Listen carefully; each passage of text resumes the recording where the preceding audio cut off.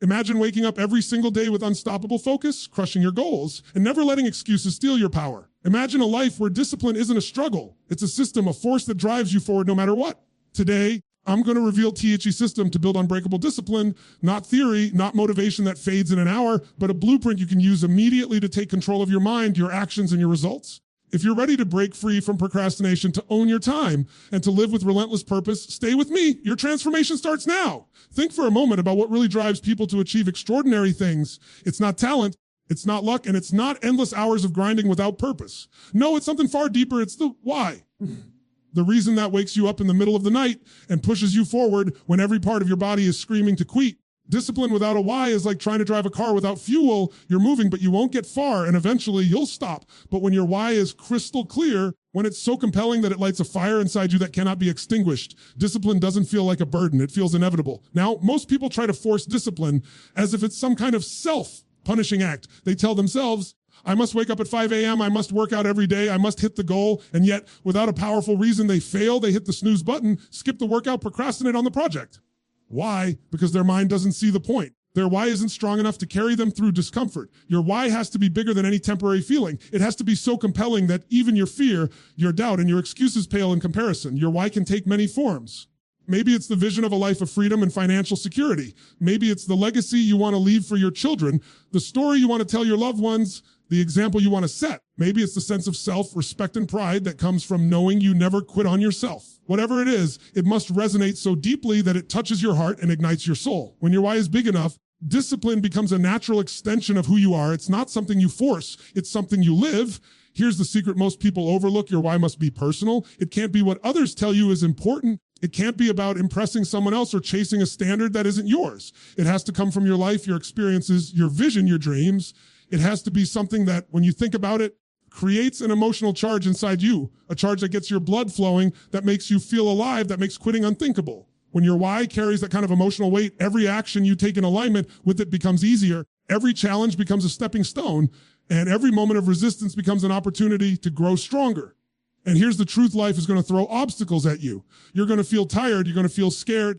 You're going to want to give up. But when you anchor yourself to a powerful why, those obstacles shrink. They no longer define you, they test you. And tests are exactly what you need to build unbreakable discipline. Because discipline isn't about doing what's easy, it's about doing what's necessary when it's hard. And the only thing that keeps you going through the hard is a reason that resonates so deeply it overrides every excuse. Let me tell you something else most people get wrong. They think they need motivation every single day. Motivation is fleeting, it comes and goes. But your why is constant. It's the anchor that keeps you grounded when everything else is shaking. It's the force that carries you through mornings when your body says no, evenings when your energy is gone, and moments when the world doubts you.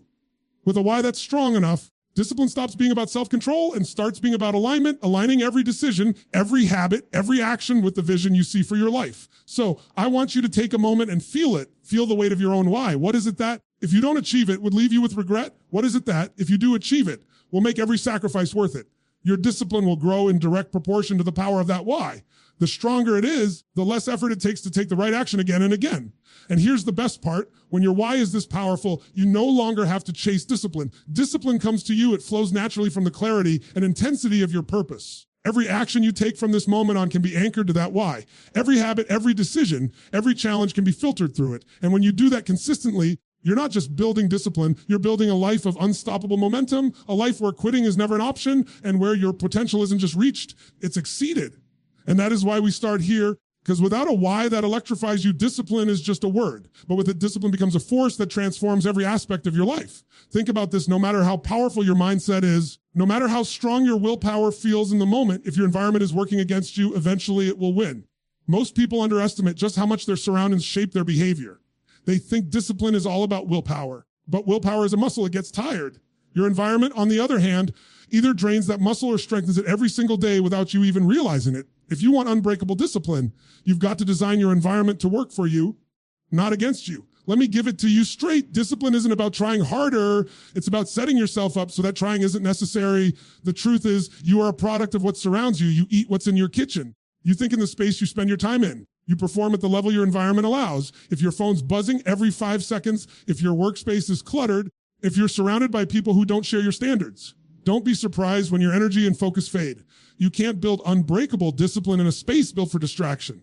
So the first thing you do is audit your environment. Be ruthless about it. Look around and ask yourself, does this space inspire me or does it pull me down? Does it make me want to grow or does it make me want to escape? You can't rise in an environment that constantly reminds you of who you used to be. You have to create one that reflects who you're becoming. Remove the noise, the clutter, the temptation. Make your environment a daily reminder of your standards, your values, your vision. Now here's what's powerful. Small environmental shifts can completely transform your consistency. You want to wake up earlier, put your phone across the room, not next to your bed. You want to eat better. Don't rely on willpower. Empty the junk out of your pantry and stock it with real fuel. You want to read more. Put a book where you usually grab your phone. You want to work out. Lay your clothes out the night before so the decision is already made. Discipline becomes easy when your environment is designed to support it. See, most people rely on motivation to act, but motivation is a spark. It fades fast. A well-designed environment, though, is a system that sustains that spark long after the emotion fades. You don't need to wake up every morning and feel like it when your environment is already nudging you toward the right action. It's not about being perfect. It's about removing friction from what matters and adding friction to what doesn't. Think about it like this. If every time you sit at your desk, your mind associates that space with focus and productivity, you've trained your brain to switch gears automatically. If every time you walk into your kitchen, you're surrounded by nourishing food, you've made the healthy choice effortless. And if every person in your circle pushes you to rise higher, to think bigger, to keep your promises, you've built an environment that breeds discipline. But it's not just the physical space. It's also the emotional and social environment. Who are you spending time with? Because proximity is power. You cannot stay disciplined if everyone around you normalizes laziness, excuses, and self-pity. You need people who hold you accountable, who challenge you, who remind you of who you said you would become when you forget. Sometimes that means outgrowing circles that keep you small. And that's not betrayal, that's evolution. Your environment should whisper your goals back to you even when you forget them. When you walk into your space, it should feel like a reflection of your future, not your past. Create visual reminders, quotes, goals, photos, whatever fuels you, and place them where you see them daily. Make your environment your coach, your reminder, your mirror.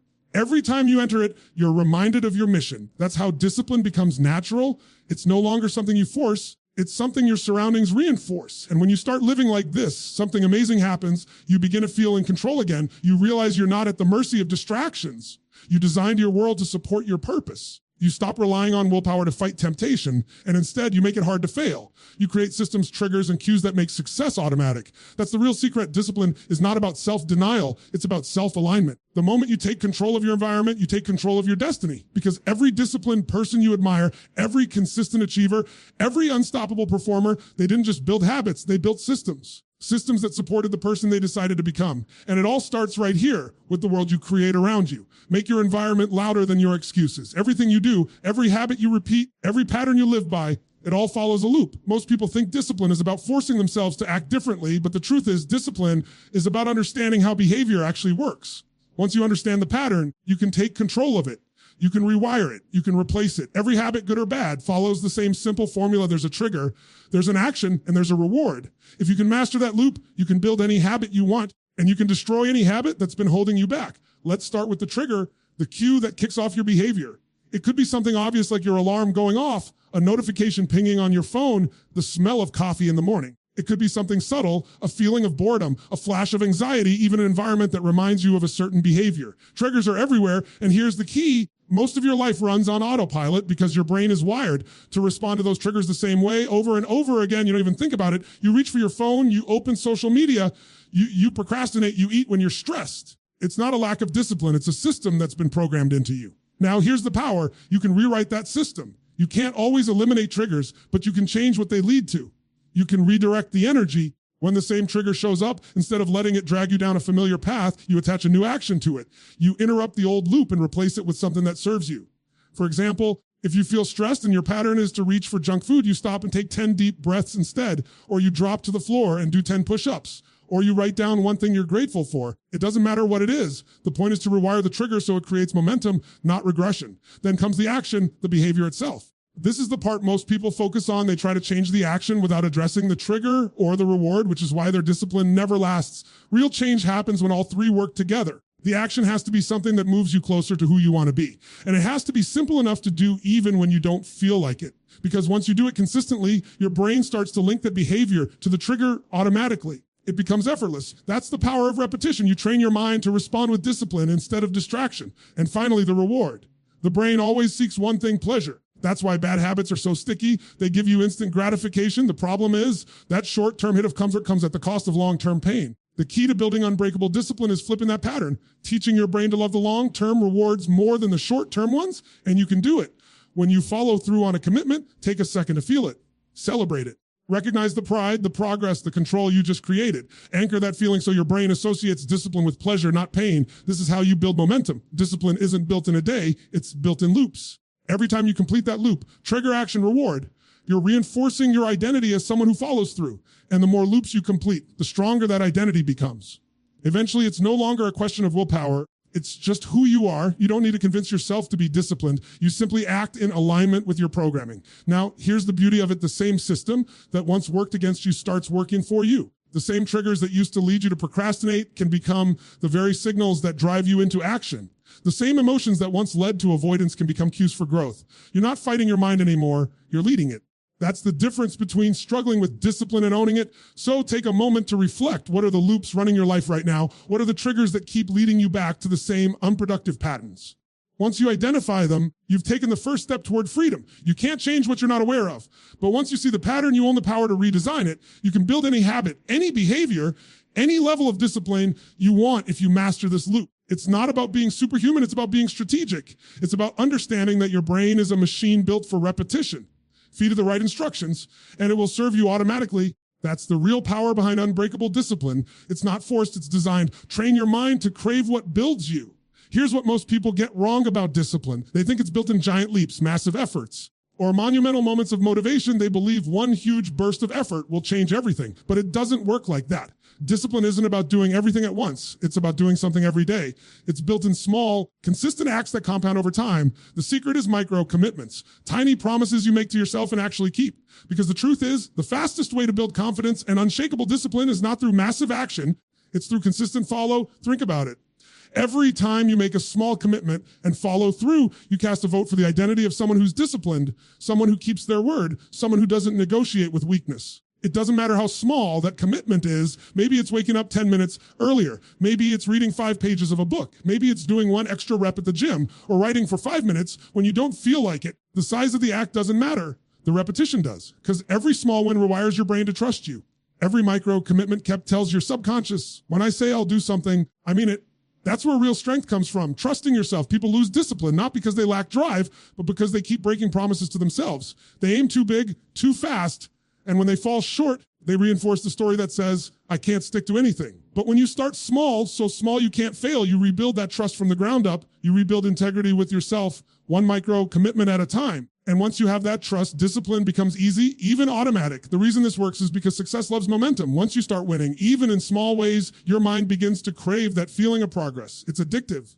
You start seeing yourself differently. You're no longer the person who gives up when it's hard.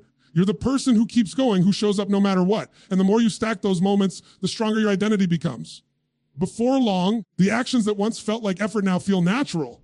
That's the magic of micro commitments. They create momentum that pulls you forward instead of pushing against resistance. Let's be real. Massive change can be intimidating. When the goal feels too big, your mind automatically searches for an exit. It says, it's too hard, it's too far, it'll take too long. But when you shrink the task down to something so small, it's impossible to say no. You remove the resistance. You make action easy. And once you start, momentum takes over. You don't need to run 10 miles today. Just put on your shoes and walk around the block. You don't need to overhaul your entire diet. Just make one better choice at your next meal. Because once you start moving, something shifts. Action breeds clarity. Clarity breeds confidence. And confidence fuels more action. That's how discipline is born, through motion, not motivation. The beauty of this system is that it doesn't rely on perfection. You don't have to get everything right. You just have to keep showing up. There will be days when you slip, when your energy is low, when the old habits try to creep back in. That's okay. The goal isn't to be flawless. It's to stay in the game. The moment you recommit, you win. The moment you take one step forward, no matter how small, you're back in control. You're proving to yourself that no setback defines you. That's what separates the discipline from the defeated, the ability to keep moving when it's inconvenient, to do something instead of nothing. Here's what's powerful. Small wins change how you see time. When you focus on micro commitments, you stop being overwhelmed by how far you have to go and start being proud of how far you've come. You realize that progress is never about speed. It's about direction. Every little action, every micro commitment is a seed planted in the soil of your future success. You water it daily and eventually it grows into something extraordinary. That's how champions are built, not through bursts of effort, but through daily consistency. And this isn't just about goals, it's about identity. Every micro commitment you keep rewrites the story of who you are. You stop saying, I wish I were more disciplined, and start saying, I am disciplined. You stop waiting for the right time, the perfect plan, the ideal circumstance, and you start realizing you are the plan. You are the system. You are the foundation of your results. Discipline becomes less about effort and more about alignment, aligning your actions with your standards with your purpose, and your purpose with your life. So stop chasing massive breakthroughs. Start collecting small victories. Those are the bricks that build unbreakable discipline. One commitment, one action, one moment at a time. Small steps, done daily, create unstoppable momentum. Everything starts in the mind. Every action you take, every habit you build, every bit of discipline you develop, it all begins with what you believe about yourself and the meaning you attach to what you're doing. If your mind isn't aligned, no system, no strategy, no routine will ever last. You can have the best plan in the world, but if your mindset is weak, the first challenge will break you. Discipline isn't just a physical practice. It's a mental game. You've got to master your mind before you can master your behavior. Most people lose the battle long before they ever take action. They lose it in their thoughts. They let doubt, fear, and old conditioning dictate their decisions. They say things like, I'll never be consistent. I always mess up. I just don't have the willpower. And those words become commands to the subconscious mind. Your mind listens to everything you say about yourself. Every belief you repeat becomes a blueprint your brain follows. If you keep telling yourself you lack discipline, your brain will prove you right. But when you start speaking to yourself like someone who follows through, who takes action, who keeps their word, everything changes. The first shift is identity. You can't build unbreakable discipline if you keep identifying as the person who quits. Discipline isn't something you do. It's something you are. It's a standard you live by, not a rule you occasionally follow. When you start thinking like someone disciplined, your behavior naturally catches up. That's why mindset matters more than motivation. Motivation fades, but identity endures. You must decide deep inside that this is who you are now, a person who does what's necessary, not what's convenient, and that decision requires mastering your emotional state. Because let's be honest, life isn't going to make it easy for you. There will be days when you're tired, discouraged, and frustrated. Days when your emotions will try to talk you out of your goals. The difference between those who stay disciplined and those who don't isn't that one group never feels those emotions. It's that they don't let the emotions lead. They feel fear, but still take action. They feel doubt, but still move forward. They don't wait to feel ready. They act their way into readiness. Your mind can either be your greatest weapon or your biggest enemy. And the only difference between the two is control. You've got to train your mind the same way you train a muscle, through repetition awareness. Start paying attention to your inner dialogue. When you catch yourself spiraling into negativity or excuses, stop it immediately and replace it with something empowering. For example, instead of saying, I can't do this, say, I'm learning how to do this. Instead of, I don't feel like it, say, I do it whether I feel like it or not. These aren't just words, they're commands that reshape your neural pathways over time. Visualization is another powerful tool. Every day, see yourself following through. Feel the emotion of success before it happens. Your brain doesn't know the difference between something vividly imagined and something real. It responds to both the same way. So when you rehearse success in your mind, you make it familiar. You prime your nervous system to expect it. And when your mind expects success, your body and behavior follow. Reflection is equally vital. At the end of each day, look back, not to judge yourself, but to learn. Ask, where did I show up today? Where did I hesitate? What can I improve tomorrow? When you approach discipline as a process of growth instead of punishment, you take the pressure off and keep the progress alive. The goal isn't perfection, it's progress with awareness. Another key piece of mastering your mindset is breaking the habit of emotional reactivity. When something goes wrong, most people react. They get frustrated, distracted, or discouraged. But discipline is about response, not reaction. A disciplined mind pauses before it acts. It chooses the response that aligns with the bigger vision, not the temporary emotion. That's real strength, not suppressing emotion, but mastering it. You don't have to be calm all the time, but you do have to stay in control. You have to remember your thoughts are not facts, they're options. Every day you get to choose which ones to believe. The disciplined mind doesn't believe everything it thinks. It filters, questions, and directs its focus intentionally. Because where focus goes, energy flows. Focus on excuses and you'll strengthen them. Focus on progress and you'll multiply it. When your mindset becomes stronger than your emotions, when your identity is rooted in consistency, and when your self-talk supports your vision, nothing can shake you. The world can throw chaos, distraction, and pressure your way, but you'll stay centered because your mind has been trained for it. You'll no longer depend on external motivation. You'll move from an internal fire that doesn't burn out. You don't need to be fearless. You just need to train your mind to act in spite of fear. Discipline doesn't grow in isolation. You can have the strongest vision, the best plan, the clearest purpose. But if you try to build it all alone, eventually your environment, your emotions, and your excuses will catch up. No one sustains greatness by themselves. You need accountability. You need reflection. You need feedback that challenges you, not comforts you. The people who become unstoppable aren't the ones who try to carry everything alone. They're the ones who build systems of accountability that keep them sharp when their motivation fades. Accountability is the mirror that never lies. It's what keeps you honest when your mind starts negotiating with comfort. When you're on your own, it's easy to justify skipping the gym, sleeping in, or putting off the work. You tell yourself, I'll start again tomorrow. But when you're accountable, when you've got someone or something holding you to a higher standard, tomorrow stops being an excuse. You show up because you said you would, not because you feel like it. And that's the essence of discipline, doing what needs to be done, especially when you don't feel like doing it. There are two kinds of accountability, external and internal, and both are powerful. External accountability is when you bring others into your journey. It might be a mentor, a coach, a training partner, a friend, or even an online community, someone who knows your goals, your standards, and your deadlines, and isn't afraid to call you out when you drift. Because let's face it, we're all masters at lying to ourselves. We justify, we rationalize, we tell stories. But when someone else is watching, when someone else expects you to rise, that awareness ignites a higher level of performance. Internal accountability, though, that's the real test. That's when you become your own coach. When you stop needing external pressure because you've built your own feedback loop. You track your progress, you measure your effort, and you tell yourself the truth, even when it's uncomfortable. You set clear standards and you hold yourself to them relentlessly. Because discipline doesn't mean perfection. It means refusing to settle for less than your potential. Internal accountability is the moment you stop making excuses and start making adjustments. And feedback is your greatest teacher. Most people fear it because they attach it to judgment. They think feedback means failure. But feedback is power. It's clarity. It's a compass showing you exactly where you are versus where you want to be. The only way to grow is to be willing to see the gap. The undisciplined avoid feedback because it exposes their inconsistencies. The disciplined seek it out because it helps them improve faster. Every bit of feedback, whether it's from yourself or someone else, is an opportunity to refine your system, sharpen your habits, and elevate your standards. You've got to be brutally honest with yourself. If you say you want something, measure your actions against that desire. Don't just look at what you intend to do. Look at what you actually do. If your actions don't match your ambitions, something needs to change. Maybe it's your system, maybe it's your focus, or maybe it's your standards. But you'll never know until you start tracking it, because what gets measured gets improved. The act of tracking your progress keeps you aware, and awareness creates change. And don't underestimate the power of the people around you. The right environment of accountability will lift you higher than motivation ever could. Surround yourself with people who don't let you settle, people who challenge your excuses, people who live at the standard you aspire to. You rise to the level of the standards around you. If you're the most disciplined person in your circle, it's time to find a new circle. You can't stay sharp in a room that doesn't challenge you. Proximity to greatness fuels discipline. It reminds you of what's possible and keeps your standards alive. There's something else accountability does. It builds integrity. Every time you keep your word to yourself or someone else, you strengthen your character. You start trusting yourself more deeply. You start realizing that your word means something. And when you live like that, when your promises aren't negotiable, you start showing up differently in every area of life. You stop saying some a day and you start saying now. You see, discipline without accountability eventually fades. But discipline with accountability compounds.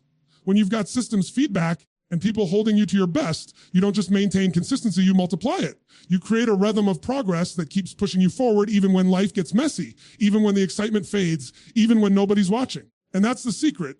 True discipline isn't about control, it's about connection. Connection to your word, connection to your growth, connection to something bigger than comfort. You keep rising because you're not doing it just for yourself. You're doing it for the standard you've chosen to live by. You've built an ecosystem that supports greatness, and once that's in place, nothing can pull you back down. Discipline thrives where accountability lives.